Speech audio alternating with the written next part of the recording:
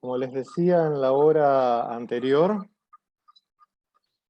este conocimiento de las etapas del crecimiento, de cómo adquirimos conocimiento, de cómo se graban las memorias, no tiene mucho sentido si no tiene un uso eh, para nuestra vida cotidiana y especialmente para nuestro ministerio, en la familia, en la congregación, ¿no?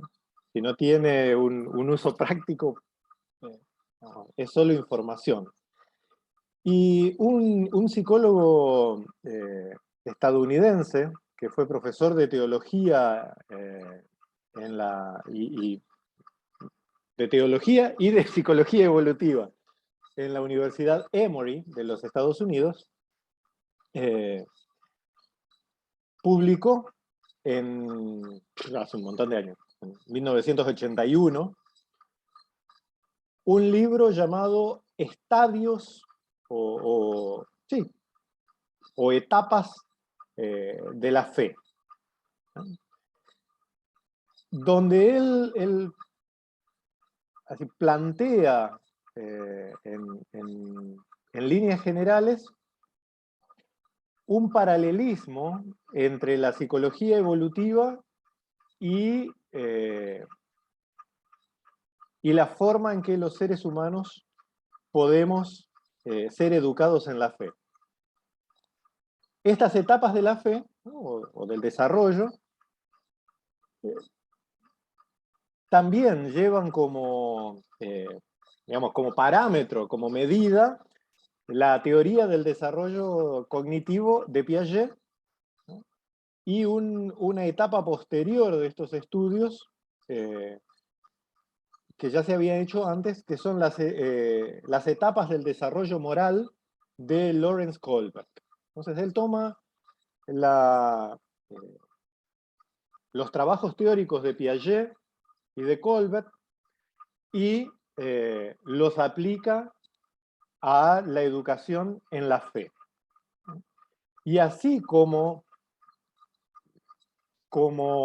eh, como estos estudios o estas etapas se han aplicado al aprendizaje, a la programación de currículums escolares y todo lo demás, este James Fowler, preocupado por qué las familias jóvenes eh, no conseguían educar a sus hijos en la fe, porque, bueno, las familias jóvenes en su época, ¿no? En el inicio de los años 80, eh, no conseguían que llegada a la etapa de la adolescencia, los hijos quedaran en la iglesia o se interesaran por la fe. Y este fue el disparador de su pregunta teórica y el fundamento para su estudio. Teniendo este paño de fondo, este James Fowler eh, hizo un paralelismo entre las etapas de Piaget, de cómo se aprenden las cosas, cómo se desarrolla el ser humano, cómo se desarrolla su mente, y lo aplicó a la fe. Para Fowler, la fe eh, no es un cúmulo de informaciones. ¿Ah? Cuando recuerdo, creo que hasta hoy, mi primera clase de teología sistemática. Uh,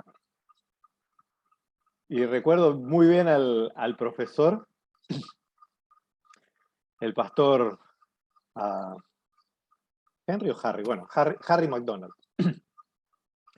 Y el pastor McDonald, él dijo lo siguiente, ¿sí? Esta fue toda su clase, 2 minutos duró y después 3 años discutiendo sobre eso mismo. La fe cristiana se compone de 3 dogmas. El dogma de la Trinidad, de la encarnación del Verbo y del sacrificio expiatorio de Cristo. Esa fue su clase. De todo eso dependía la teoría de la fe cristiana, ¿no? La doctrina de la Trinidad, de la encarnación de la segunda persona de la Trinidad y la salvación por medio del sacrificio expiatorio de este Hijo encarnado, ¿no? Después pasamos 3 años discutiendo solo eso. Pues bien, eso no es la fe. Eso no es fe, eso es filosofía. Nos puede gustar o no, pero eso es disquisición filosófica. ¿Qué es fe? Es la confianza en el amor de Dios que me sostiene. Eso es fe. Fe es vida. Y este es el entendimiento que Fowler tiene de la fe, ¿no? Lo entiende como una orientación holística de la vida. La fe afecta todo, no solo la mente. Todas las disputas teológicas de todos los siglos siempre han sido por 2 cosas: orgullo y voluntad de poder. Lo podemos disfrazar de las 1000 y una, pero las discusiones sobre la fe verdadera siempre se resumen a quién se queda con el mercado. ¿Sí? Yo tengo la fe verdadera, entonces tienen que venir a mi iglesia, los diezmos me pertenecen. ¿Sí? O van a votar en quien yo diga, o cosas por el estilo. ¿Sí? Siempre fueron disputas de poder. Mientras que la fe bíblica lleva a toda la vida. ¿Sí? Afecta a todos los ámbitos de la vida. Y este es el entendimiento con el cual Fowler hace este acercamiento a las etapas del desarrollo. ¿Sí? Lo considera una relación entre el individuo y el universo que lo rodea, ¿sí? Y ese universo y el individuo. Profe, ¿puede Diga. escribirnos el nombre del señor? Ah, sí, perdón. Gracias.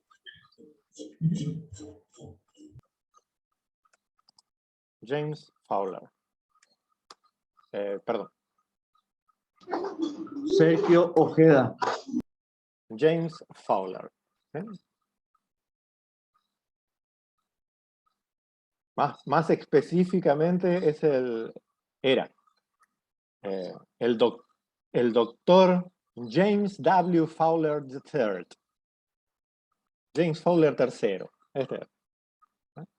Pastor metodista y profesor de la Universidad Emory.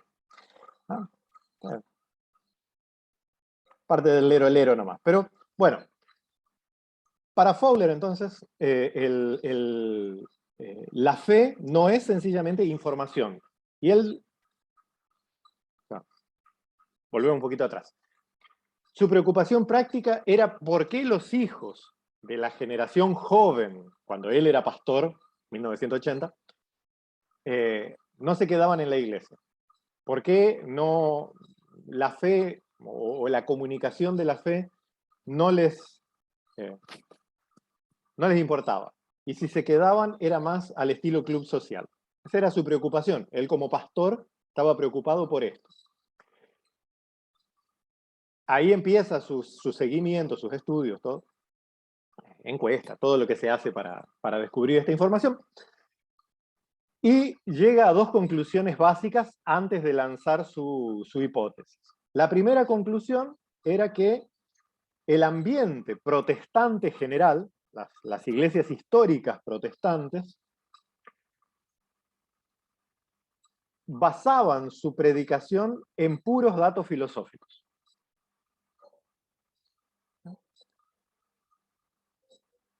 Se pasa información y la fe es aceptar o no aceptar esa información.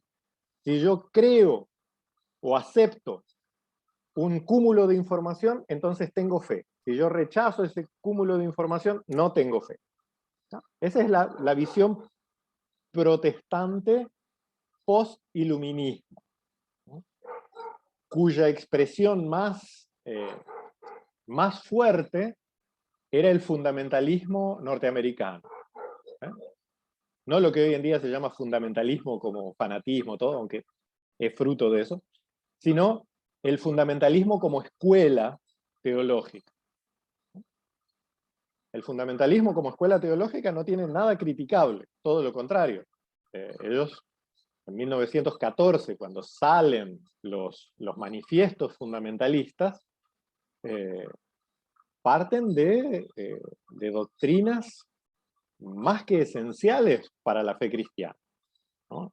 La inspiración e inerrancia de la Biblia, el nacimiento virginal de Jesucristo, la salvación solo por fe, la expiación por el sacrificio de Cristo, la segunda vuelta literal de Jesús, ¿no? Doctrinas fundamentales para la fe, por eso se llamaban fundamentalistas, por los fundamentales. El problema es que esto se transformó en un intelectualismo. Bastaba declarar esto como verdadero, sin necesidad de ningún testimonio de vida, para ser un cristiano correcto. Entonces, durante décadas y décadas y décadas, el protestantismo occidental, y por ende el protestantismo de misión, se centró en repetir cosas. Aún hoy en día nosotros tenemos los famosos cursitos de discipulado. Vos sos apto para ser bautizado si te aprendiste un librito, no si creés y vivís, sino si te aprendiste un par de respuestas. Puede servir o no, pero es una muestra, ¿no? La fe es información, ¿no? Para esta visión. Y el segundo problema que encontraba era un fruto de este primero, que era que se esperaba hasta la edad escolar para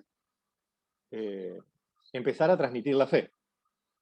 Si la fe es información y esa información se obtiene de libros, es obvio que tenés que saber leer y escribir para obtener esa información, ¿no? O al menos estar en capacidad de que otro te lea y vos guardar, ¿no? Y entonces Fowler pone entre los parámetros de su hipótesis, caramba, estamos esperando hasta los 7, 8 años para empezar a hablar de Dios y del amor de Dios en Jesucristo a nuestros hijos. Perdimos 8 años. Y no, o sea, hay excepciones milagrosas, pero por lo menos en mi iglesia local, hasta los 5 años, las mamás son echadas junto con los hijos a un cuarto aparte, ¿no? Para que no molesten en el culto, ¿no? Lo tratamos con eufemismos, que es para que estén más tranquilitas. Mentira, es para que no haya grito, ni hablar, ni movimiento durante el culto. Entonces, hasta los 5 años, allá lejos. Los niños no son aceptados en la presencia solemne de Dios. Después viene la escuela dominical. ¿Qué son los programas de escuela dominical? Si los estudiamos fríamente, algunos mejorcitos, otros peorcitos, pero básicamente es una repetición de la escuela primaria. Cuando los chicos llegan ahí el domingo, lo único que quieren es huir de las escuelas dominicales. La única que está emocionada es la maestra.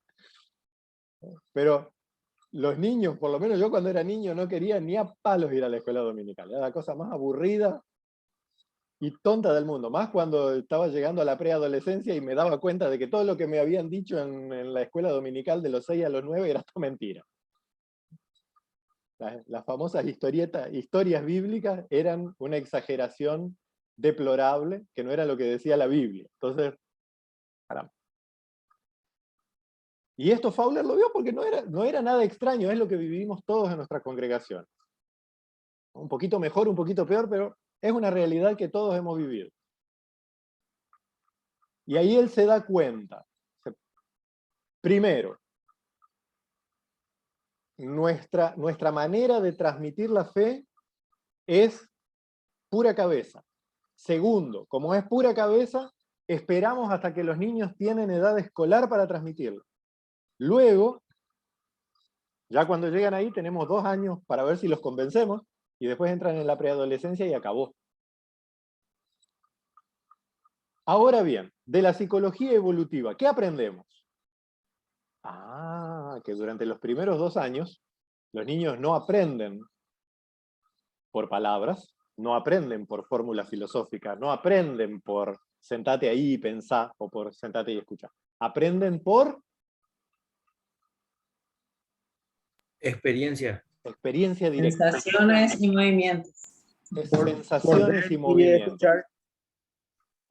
El lunes pasado yo les di un experimento, no sé si ustedes tienen bebé todavía en casa, si no lo tienen, pero se ha hecho en patada de congregaciones alrededor del mundo. El experimento de, como le llaman, la leche de la oración. Que a la hora de la oración tener a los bebés abrazados, en contacto con el cuerpo de la madre o el padre. Y la propia sensación del cuerpo se hace oración. Nosotros, los protestantes en general, pero los protestantes libres en particular, o sea, bautistas, hermanos libres, discípulos de Cristo, los bautizadores de creyentes, digamos, pentecostales, tenemos un grave problema con la dualidad, ¿no? Con el dualismo. Somos demasiado espiritualistas y olvidamos el cuerpo. Entonces cualquier cosa que tenga que ver con el cuerpo es diabólica. Solo que eso es gnosticismo, no es cristianismo. Para el cristianismo bíblico, el cuerpo es bueno. Es creación de Dios. Y por lo tanto, nuestro dado exacto es el cuerpo individual. Cada uno de nosotros como cristianos y cristianas somos templo, habitación del Espíritu Santo. Y corporativamente también lo somos. La iglesia es el cuerpo donde habita el Espíritu Santo. Pero bueno, no entremos mucho en la teología, sino en la vivencia de esto. Fowler, además de escribir libros y ganarse una buena platita con ellos, empezó con este experimento. Y él decía el estadio cero o de fe indiferenciada. Este va a ser la etapa de la que vamos a hablar. ¿Sí? Papi. Sí, mi hijo, mi clase, mi hijo. De eso estábamos hablando. Es bienvenido. Es bienvenido a nuestra clase. Bienvenido y bienvenida. ¿Sí? Entonces, Fowler hablaba de esta primera etapa. Etapa cero, estadio cero, de la fe primaria o indiferenciada. ¿No? Sería la misma etapa sensorio-motor de Piaget. ¿Cómo se aprende? ¿Cómo se aprende en esta etapa? ¿Cómo se aprende en la etapa sensorio-motor? Por sensaciones físicas. Por la sensación de bienestar o malestar, por la sensación de seguridad o inseguridad, por la sensación de acogimiento o de rechazo. Créanlo o no, el expulsar a una parte de nuestra congregación, expulsar a las madres con sus hijos pequeños de la adoración comunitaria, es una experiencia de rechazo que queda grabada. Los niños no son bienvenidos a la santidad de nuestro templo. Solo que nosotros ya no tenemos templo, no existe el Antiguo Testamento. Luis Barrio, apaga tu micrófono, por favor. No, para nada. Los niños son más que bienvenidos. De eso se trata esta clase.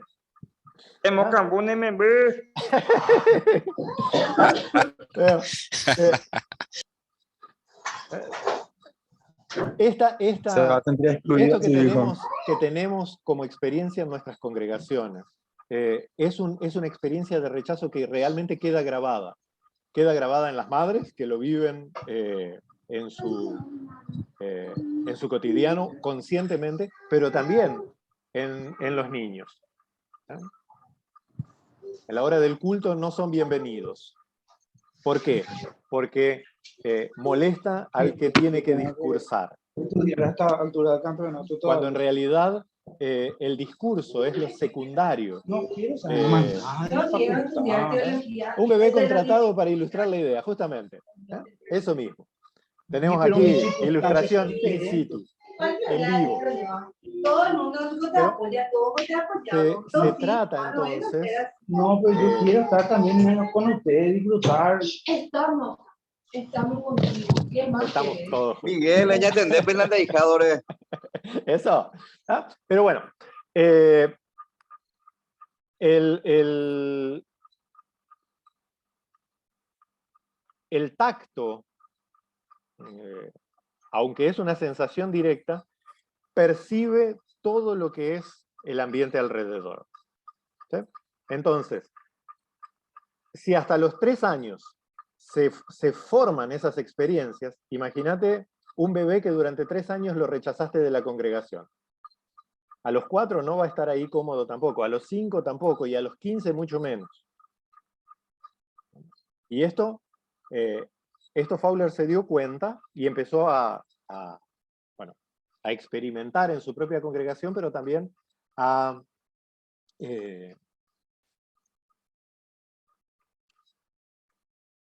comunicarlo teóricamente una vez que mostraba que esto funcionaba en la práctica, ¿no? Entonces, ¿cómo funciona esta etapa cero o de la fe indiferenciada? Se caracteriza por el aprendizaje acerca del bienestar en el entorno inmediato y va desarrollando la confianza.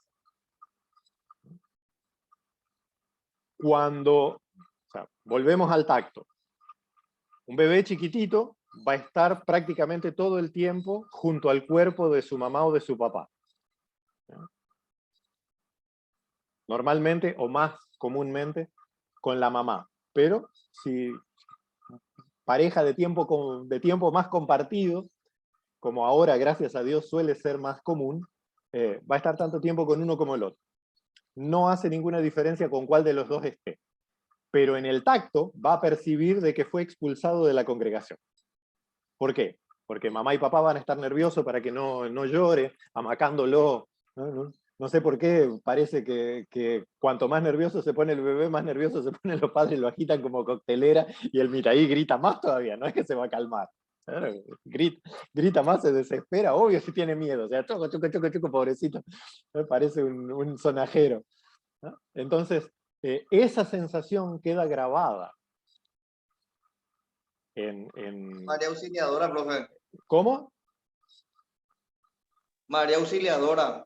¿Y eso? El bebé en su brazo. Luis Vera, preguntarle. Ah, no, pero bueno, somos adultos y esto encima va a quedar grabado, pero no es un chiste de mal gusto ni nada, pero ilustra esto, ¿no? Me perdone algún católico romano que tal vez escuche esta clase y se ofenda, me perdone, pero el chiste es bueno. Capaz el único chiste bueno que tengo en mi repertorio. Iba el nene en la clase de catecismo con el paí de la mano, y el paí le iba enseñando: esta es la Virgen de los Milagros, esta es la Virgen de Satanudo, esta es la Virgen de Fátima, esta es la Virgen María Auxiliadora. Paí, ¿por qué son todas vírgenes? Porque son de yeso, hijo mío, ¿no? Estuvo bueno. Único chiste bueno de mi repertorio, ¿no? En fin, pero esa está quietita, Sergio. Ojalá nuestras madres en las congregaciones pudieran estar así quietitas. No, cuando el niño empieza a llorar, el pobrecito lo agitan como si lo fueran a lanzar en una catapulta. Y vuelvo, estas son sensaciones, como el niño chiquito absorbe las sensaciones táctiles, las sensaciones corporales directas, esto le queda grabado. Y eso no se saca más de la experiencia, no lo puede expresar en palabras, no lo puede expresar como una memoria, pero le queda grabado para todo el resto.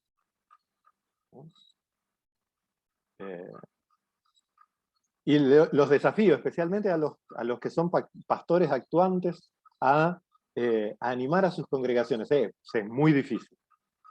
La última congregación de la que fui pastor era prácticamente imposible convencer a las señoras, especialmente de cierta edad, a que permitieran que las madres estuvieran cómodas con sus hijos gritando, conversando, corriendo alrededor nuestro.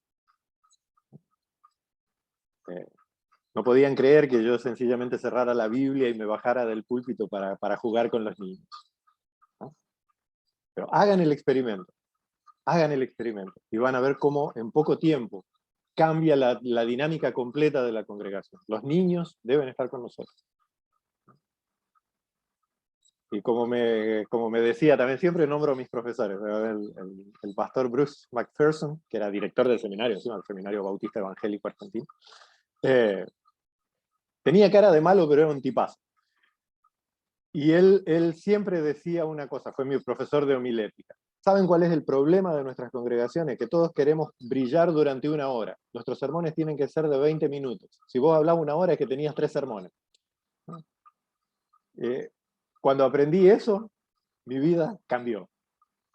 En realidad mi vida comenzó cuando el Señor llegó y hoy puedo cantar de su amor. Pero también cambió cuando aprendí que los sermones de 20 minutos son más efectivos que andar hablando una hora.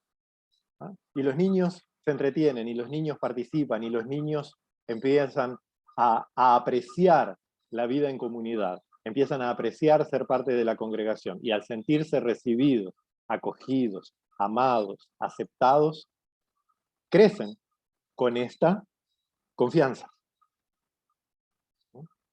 ¿Por qué? Porque vos no le podés hablar de un Dios de amor, un Dios que llama y recibe a los niños cuando los echás fuera de tu congregación. ¿Cómo le vas a hablar de un Dios que ama a los pequeñitos, ¿no? Si los echaste afuera porque hacen ruido? Dejo la pregunta, cada uno la responde como puede, ¿no?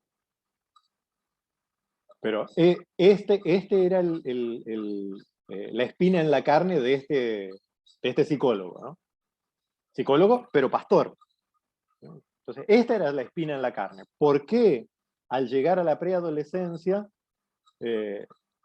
los niños no aceptaban la fe en la que fueron aparentemente criados?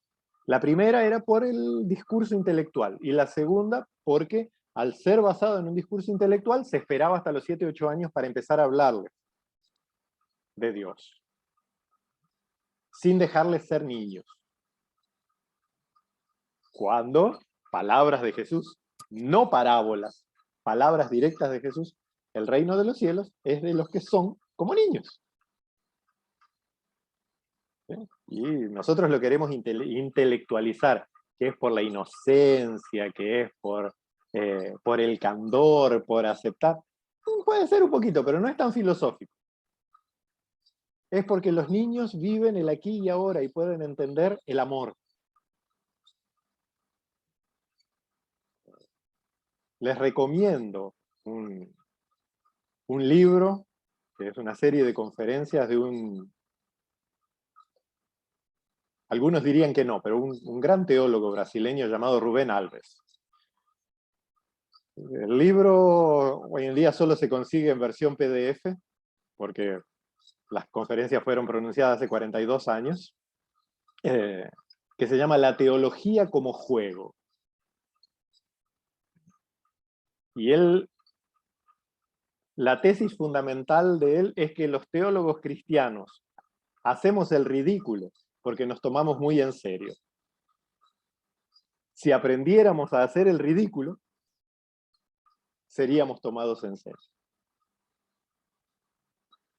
Y hay un párrafo del libro que siempre me llamó la atención y lo grabé, que dice así: los niños juegan a la guerra. Uno apunta con su dedo y dice, ¡pum!, te maté. Y el otro niño cae al suelo, haciéndose de muerto. Cuando el juego termina, los niños se levantan. Para los niños, la resurrección es lo más normal del mundo. Los adultos hacen guerra. Lanzan una bomba. ¡Pum! Se murieron. Nadie resucita. El reino de Dios es un juego de niños. Ese fue el divague. Ahora volvemos a Fowler y su teoría, ¿no? Fowler empezó a experimentar esto que les dije recién, de orar junto con bebés pequeños, de llevarlos al culto, de enseñar el acogimiento, el recibir en brazos, el toqueteo en el buen sentido. ¿Por qué? Porque esto genera la sensación de confianza. Y al generar la sensación de acogimiento, de recibimiento y de confianza, el niño o niña crece con que el ambiente de la congregación, con que el ambiente de la fe es un ambiente de seguridad, de confianza, de acogimiento, un ambiente agradable, y no un lugar donde te echan para que no hagas ruido. Les dejo este desafío a los pastores y predicadores, maestros, maestras, actuantes, ¿sí? O cuando sean llamados a un ministerio efectivo en la congregación. Hacer este desafío. Yo sé que es difícil, y especialmente con las personas, tristemente, nuestras congregaciones, y no lo digo de malas, sino como una realidad dolorosa. Nuestras congregaciones están llenas de gente lastimada, de gente amargada, que hacen de su amargura un justificativo de su fe amargada. Cuando la buena noticia cristiana debería transformar y borrar eso de un solo soplo. Y no me estoy refiriendo a cantar, saltar y dar vuelta carnero encima de los bancos, sino a esa disposición de aceptar a las otras personas, de acoger, de ser bondadosos, compasivos, perdonadores, reconciliadores. Y es un trabajo que tenemos todos en nuestras congregaciones, inclusive con nosotros mismos y en nuestras familias, de crear, con ayuda de Dios, ese ambiente. Porque todos nosotros tenemos nuestros muertos debajo de la alfombra. Pero corporativamente, como iglesia, somos llamados a hacer estas comunidades terapéuticas, estas comunidades acogedoras, estas comunidades de sanación. Y esto incluye a los niños pequeños. En esta etapa se puede transmitir la vivencia de la fe. Yo hablo de un Dios de amor, entonces ¿por qué no expresar el amor a mis bebés? Yo hablo de un Dios que acoge y acepta. ¿Cómo no voy a acoger y aceptar a los más tiernos, a los más pequeños de mi congregación? Yo hablo de un Dios que es Padre y que abre su reino a los niños y a los que son como niños. Entonces, ¿cómo no voy a aceptar a los niños? ¿No? Si empezamos a verlo desde ese punto de vista, toda nuestra predicación es un lero sin nada de práctica.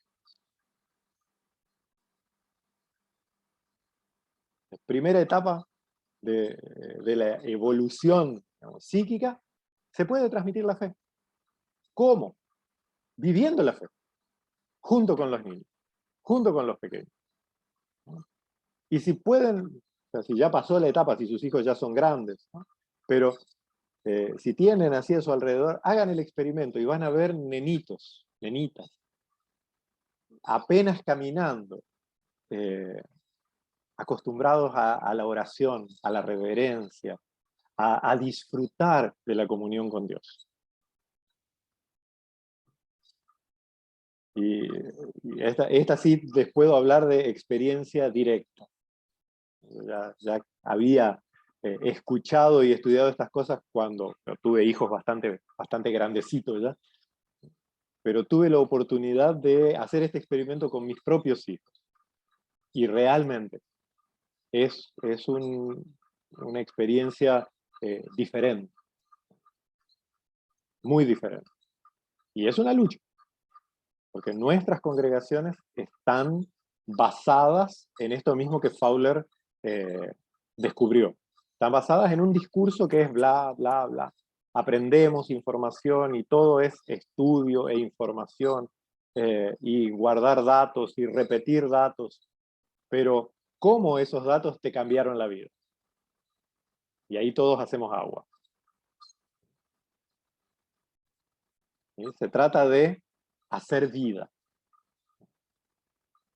¿Preguntas?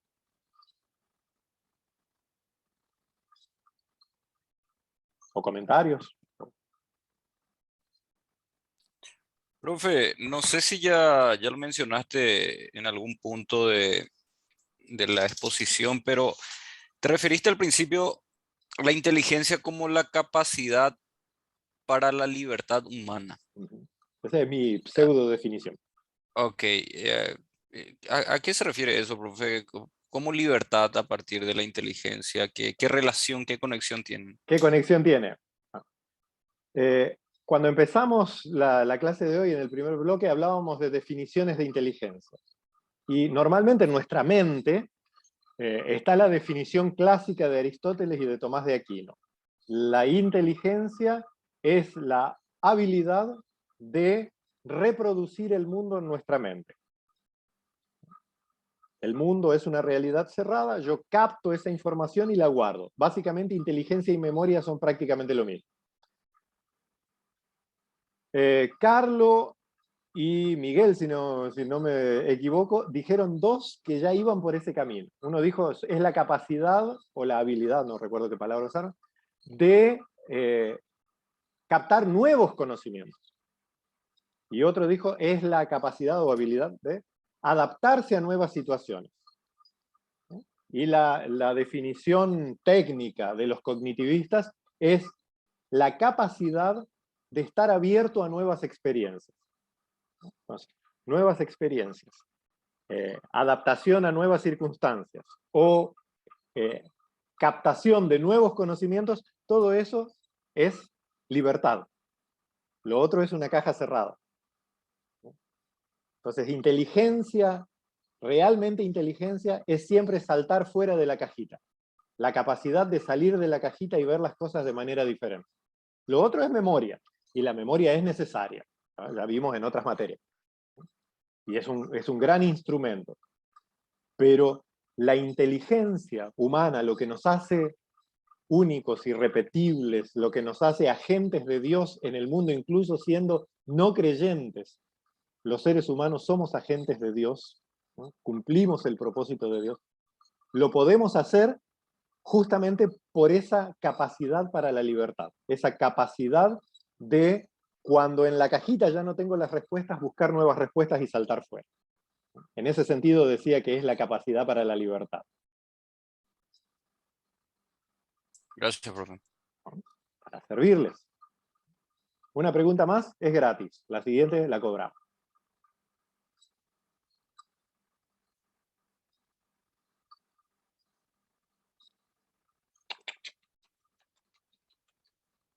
Ya perdieron los 500.000. En fin.